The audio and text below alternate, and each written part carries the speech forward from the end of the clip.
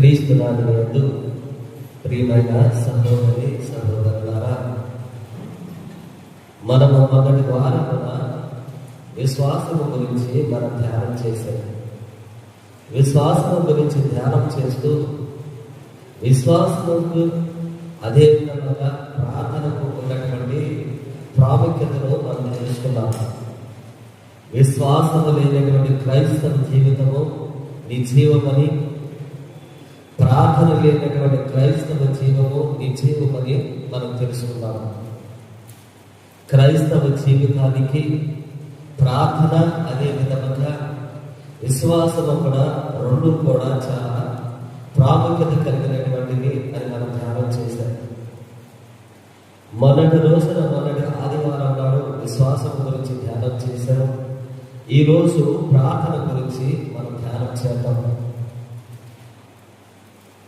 ఈనాటి సువిశేష పట్టణంలో ఒక విధవరాలు చేసినటువంటి ప్రార్థనను దేవుడుకు ఉదాహరణగా మనకు అందిస్తూ ఉన్నాడు. ఆమె ఏ రీతిగా ప్రార్థన చేసినది, ఆమె ఎటువంటి మనస్తత్వాన్ని కలిగి ప్రార్థన చేసింది అన్నటువంటిది దేవుడు మనకు తెలియపరుస్తున్నాడు. ప్రార్థన చేసేటప్పుడు, ప్రార్థనలో ఉన్నప్పుడు మానవునికి కావలసినటువంటిది ఓర్పు, సహనము అని మనకు తెలియపరుస్తూ ఉన్నారు. అయితే ప్రస్తుత ప్రపంచంలో, ప్రస్తుత కాలంలో మనం చూసినట్లయితే ఈ సాంకేతిక పరిజ్ఞానం పెరిగిన తర్వాత మనిషి ఆలోచనలో మార్పులు అనేటువంటి వస్తూ ఉన్నాయి. చేసేటువంటి పనుల్లో మార్పులు అనేటువంటివి వస్తూ ఉన్నాయి. చేసినటువంటి పనికి, మాట్లాడినటువంటి మాటకు తక్షణమే ప్రతిఫలాన్ని కోరుకుంటూ ఉన్నాడు. చేసినటువంటి పనికి ప్రతిస్పందన ఎమ్మటనే రావాలని కోరుకుంటూ ఉన్నాడు. ఎందుకని అంటే ఈ ప్రస్తుత కాలంలో, ఈ ప్రపంచంలో ఉన్నటువంటి సాంకేతిక పరిజ్ఞానము మనిషికి అతి చేరువలోనే ప్రతి దానిని కూడా చేరుస్తూ ఉంది. రెడీమేడ్ దుస్తువులను మనం చూస్తూ ఉన్నాము, రెడీమేడ్ ఫుడ్ను మనం చూస్తూ ఉన్నాము. ప్రతిదీ కూడా తక్కువ సమయంలోనే, అనుకున్నటువంటి సమయంలోనే మానవుడు పొందాలన్నటువంటి ఆశతో ఉంటూ ఉన్నాము. ఇదే మైండ్ సెట్, ఇదే ఆలోచన క్రైస్తవ విశ్వాసంలో కూడా ఈ రీతిగానే ఉంటూ ఉంది. ప్రార్థన జీవితంలో కూడా ఈ రీతిగానే ఉంటుంది. నేను ప్రార్థింపగానే నా ప్రార్థన ముగియకూడనే, ముగిసేసరికి నాకు ప్రతిఫలం అనేటువంటి కావాలని ప్రతి మానవుడు కూడా ఆశపడుతూ ఉన్నాడు. ఈరోజు అటువంటి ఆలోచన కలిగినటువంటి వారికి ఒక ఉదాహరణ దేవుడిస్తూ ఉన్నాడు. ప్రార్థనలో ఓర్పు అనేటువంటిది కావాలి, ప్రార్థనలో సహనం అనేటువంటిది కావాలి అని మనకు తెలియపరుస్తూ ఉన్నాడు.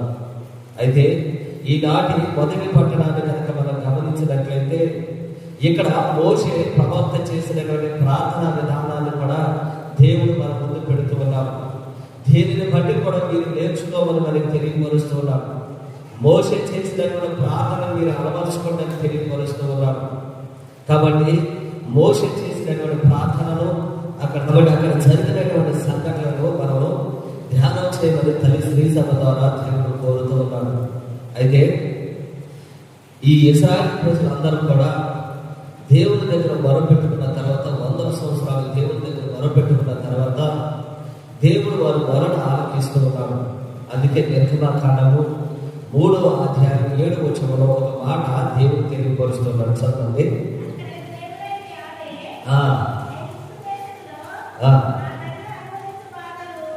నా ప్రజల ఐగుప్తు దేశంలో నా ప్రజలు అనుభవించు బాధలను నేను కనులారా చూసి తిని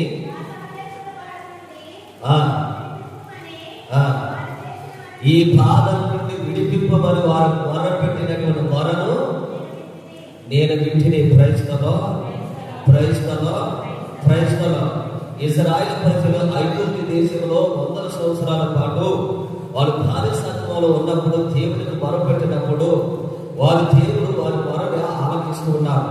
వాళ్ళందరూ కూడా కొన్ని 100 సంవత్సరాల పాటు ఓర్పుతో, సహనముతో దేవునికి మొరపెడుతూ ఉన్నారు. ప్రభువా, మా ప్రార్థనలు ఆలకింపము, మా యొక్క శ్రమ నుండి మమ్మల్ని గట్టెక్కించము, ఈ బానిసత్వం నుండి మమ్మల్ని రక్షించమని వాళ్ళు చేసినటువంటి సహనంతో కూడినటువంటి ప్రార్థన దేవుడు ఆలకిస్తూ ఉన్నాడు. అందుకనే ఆయన చెబుతున్నటువంటి మాట, ఇశ్రాయేలు ప్రజలు పడుతున్నటువంటి బాధలను నేను కనులారా చూస్తూ ఉన్నాను, వాళ్ళు నాకు మొరపెట్టినటువంటి మొరను నేను చెవులారా వింటూ ఉన్నాను, కాబట్టి తక్షణమే నేను వారి మొరకి ప్రతిఫలాన్ని ప్రసాదిస్తూ ఉంటానని మోషేని ఎన్నుకుని దేవుడు మోషే ద్వారా ఇశ్రాయేలు ప్రజలను రక్షిస్తూ ఉన్నాడు. వీళ్ళందరూ కూడా మోషే యొక్క నాయకత్వంలో ఎర్ర సముద్రాన్ని దాటి వచ్చినటువంటి తర్వాత దేవుడు వాగ్దానం చేసినటువంటి భూమికి వెళుతున్నటువంటి సమయంలో ఇదిగో ఈ అమలేకులు వీళ్ళ అడ్డగిస్తూ ఉన్నారు. సినాయి పర్వతానికి వెళుతున్నటువంటి సమయంలో ఈ ఇశ్రాయేలు ప్రజలను అమలేకులు అడ్డగిస్తూ ఉన్నారు. ఎవరైనా ఈ అమలేకులు అంటే అబ్రహాము గారికి ఉన్నటువంటి ఏకైక కుమారుడు, ఇసాకు ఉన్నటువంటి రెండవ సంతానమైనటువంటి యాసావు యొక్క సంతతి ఈ అమలేకులు. యాసావు యొక్క సంతతి ఈ అమలేకులు.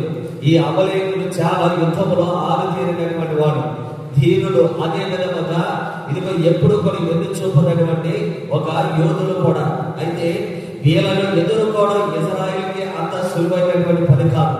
ఎప్పుడైతే ఈ అమలేకులు వాళ్ళని అడ్డగిస్తూ ఉన్నారో అప్పుడు మోషే ప్రవక్త వాళ్ళకి తెలియపరుస్తూ ఉన్నాడు. ఏమనంటే, ఇదిగో మీరు వెళ్ళి మంచి యోధులను, యెహోషువ నీవు వెళ్ళి మంచి యోధులను ఎన్నుకుని అమలేకులతో యుద్ధము చేయము. నేను ఈ దండనముతో వెళ్ళి పర్వతం పైకి వెళ్ళి దేవుని దగ్గర మొరపెట్టుకుంటాను. దీనిని బట్టి దేవుడు తెలియపరిచేటువంటి ఏంటిదంటే, ఎవరైతే గాలిలో దీపం పెట్టి దేవుడా దేవుడా అంటూ ఉంటారో వాళ్ళకి ఇచ్చేటువంటి సందేశం అనేటువంటిది దేవుడిని ప్రార్థించాలి, మానవ యొక్క ప్రయత్నం అనేటువంటిది చేస్తూ ఉండాలి, దేవునికి మొరపెట్టుకుంటూ ఉండాలి, మనం చేయవలసినటువంటి పని అనేటువంటి చేస్తూ ఉండాలి. ఇదిగో కొండ కిందేమో అమలేకులతో యెహోషువ యుద్ధం చేస్తూనే ఉన్నాడు, కొండపైన మోషే దేవునికి ప్రార్థన చేస్తూనే ఉన్నాడు. కాబట్టి దేవునికి మనం చేస్తున్నటువంటి ప్రార్థన, అదేవిధంగా మానవ యొక్క ప్రయత్నం అనేటువంటి రెండు కూడా ఉండాలి. అయితే ఇక్కడ మోషే చేసేటువంటి ప్రార్థన విధానం ఎలాంటిది అంటే, ఆయన రెండు చేతులను దేవుని వైపు పెట్టి ప్రార్థన చేస్తున్నాడు. రెండు చేతులను దేవుని వైపు పెట్టి ప్రార్థన చేస్తున్నాడు. ఈ విధముగా మోషే ప్రార్థన చేయడం వలన మోషే మనకే తెలియపరుస్తూ ఉన్నాడు, నేను చేతులెత్తి ప్రార్థన చేస్తున్నానని దేవుడికి ఏ సంకేతాన్ని మోషే ఇస్తూ ఉన్నాడు అనేటువంటిది మనం తెలుసుకోవాలి, గ్రహించాలి. అయితే ఈ చేతులెత్తి ప్రార్థన చేయడం అనేటువంటిది ఏంటిది అనేటువంటిది కూడా మనం గ్రహించాలి. దావీదు మహారాజు ఒక మాట తెలియపరుస్తున్నాడు. 63వ కీర్తన 4వ వచనం.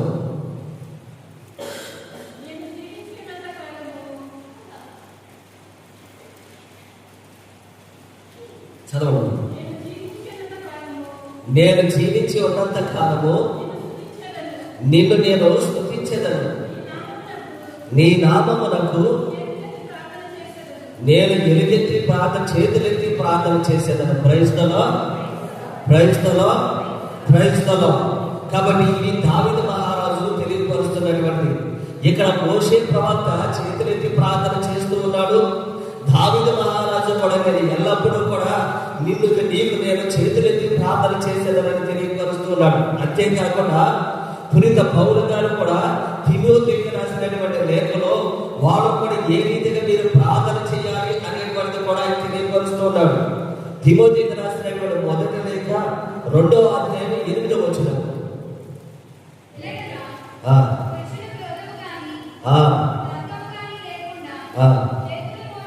చేతులు మోచి భక్తితో ప్రార్థించవలను.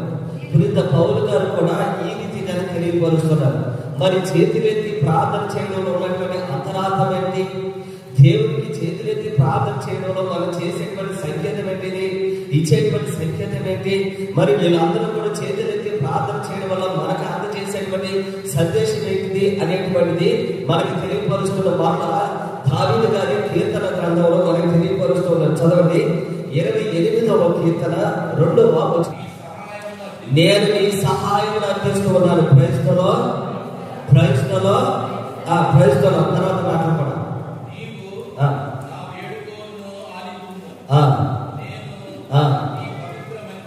నీ పవిత్ర మందిరము వైపు చేతులెత్తి ప్రార్థించున్నాను. ప్రైస్తలో ప్రైస్తలో ప్రైస్తలో. కాబట్టి దీని ద్వారా మనకు తెలియపరిచేటువంటి సందేశం ఏమిటి అంటే, మనం చేతులెత్తి ప్రార్థిస్తున్నావంటే, లేదా మోషే చేతులెత్తి ప్రార్థన చేస్తున్నాడంటే, దావీదు మహారాజు చేతులెత్తి ప్రార్థన చేస్తున్నాడంటే, ఇదిగో పౌలు గారు తిమోతిలకు చేతులెత్తి ప్రార్థన చేయండి అని చెప్పినప్పుడు దానిలో ఉన్నటువంటిగా అర్థం ఏమిటంటే, నేను దేవుని యొక్క సహాయాన్ని అందిస్తూ ఉన్నాను అనేటువంటి అర్థము. దేవుని మీద, దేవుని యొక్క శక్తి మీద, దేవుని మీద నేను ఆధారపడి ఉన్నాను అన్నటువంటి సత్యాన్ని వాడు మనకి తెలియపరుస్తున్నారు. అంతేకాకుండా చేతులెత్తి ప్రార్థన చేస్తున్నటువంటి దానికి సంకేతం ఏంటిది అంటే, నేను నీకు లోబడి ఉన్నాను అనేటువంటి అర్థము. మన అందరికీ కూడా తెలుసు, సాధారణంగా ఎవరైనా ఒక దొంగతనం చేసినప్పుడు పోలీసులు వచ్చినప్పుడు వాళ్ళకు మాట అంటూ ఉంటారు. ఏమిటంటే హ్యాండ్స్ అప్ అని పోలీసులు అంటూ ఉంటారు. ఎప్పుడైతే ఈ దొంగ ఈ పోలీసులు పలికినటువంటి మాట పలికినప్పుడు వాళ్ళు 2 చేతులు కూడా ఎత్తుతూ ఉంటారు. ఎప్పుడైతే వాళ్ళు 2 చేతులు ఎత్తుతూ ఉంటారో ఈ పోలీసులు వాళ్ళని కాల్చరు. ఒకవేళ 2 చేతులు కూడా ఎత్తకపోతే కనుక పోలీసులు ఏం చేస్తూ ఉంటారంటే కాలుస్తూ ఉంటారు. దీనికి అర్థం ఏంటి అంటే, 2 చేతులు ఎత్తడం కానీ నీకు లొంగిపోతూ ఉన్నారు, సరెండర్ అయిపోతూ ఉన్నారు.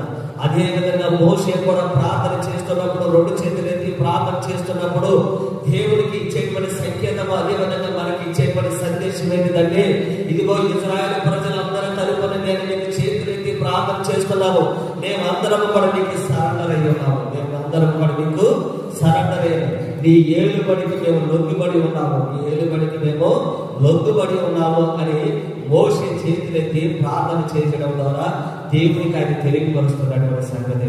మనము కూడా ప్రైజ్ ది లార్డ్ అన్నప్పుడు 2 చేతులు పైకెత్తుతుంటాం, హల్లెలూయా అన్నప్పుడు 2 చేతులు పైకెత్తుతుంటాం.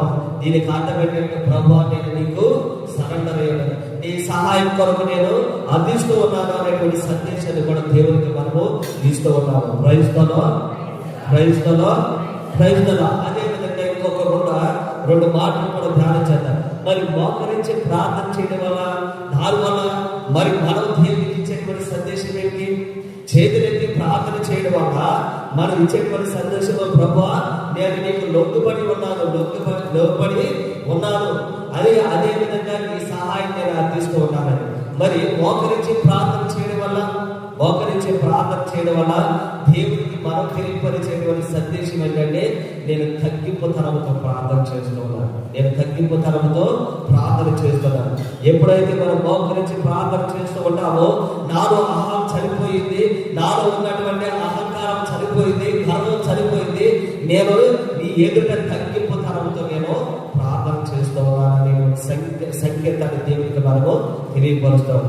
మరి సాగిలపడి ప్రార్థన చేయడము, సాగిలపడి ప్రార్థన చేయడం ఇక్కడ మనం తెలియపరిచేటువంటిది ఏంటిది అంటే, ఇదిగో సంపూర్ణంగా నేను అనేటువంటి నాకు ఐడెంటిటీ లేకుండా దేవుడి నాలో ఉన్నాడు అని సంపూర్ణంగా సబ్మిషన్ చేసుకోవడం, సంపూర్ణంగా మనం తగ్గించుకోవడం అన్నమాట. మన వ్యక్తిగత ఐడెంటిటీ అనేటువంటిది లేకుండా, దేవుడు మాత్రమే నేను అనేటువంటిది లేకుండా, నీవు అనేటువంటి మాత్రమే నాలో ఉంది అనేటువంటి సత్యాన్ని దేవుడికి తెలియపరచడం, సాగిలపడి మనం ప్రార్థన చేయడం అనేటువంటిది. కాబట్టి చేతులెత్తి ప్రార్థన చేయడం, దేవుని యొక్క సహాయం కోరడము, అదే విధంగా దేవునికి లోబడి ఉండి ప్రార్థన చేయడం, మోకరించి ప్రార్థనలో దేవుని దగ్గర తగ్గింపు తనంతో మనము ప్రార్థన చేయడం, అదే విధంగా సాగిలపడి ప్రార్థన చేయడం అనేటువంటిది ఏంటిది అంటే, దేవునికి నేను అనేటువంటిది లేదు, నీవే నాలో ఉన్నవని. అదే పునీత పౌలు గారు కూడా పలుకుతూ ఉంటాడు, ఇదిగో బ్రతుకుల క్రీస్తే సావైతే నాకు లాభమే. మరి తల్లి కూడా తెలియపరుస్తుంది, ఇదిగో నేను ప్రభు దాసరా నీ మాట చొప్పున నాకు కలుగునగాక. కాబట్టి నా అనేటువంటి వ్యక్తిత్వం అనేటువంటిది లేదు, ఇక నీవే నాలో ఉన్నావు అనేటువంటి సందేశాన్ని ఇవ్వడం అన్నమాట. సాగిలపడి ప్రార్థన చేయడం. Praise the lord, praise the lord, praise the lord.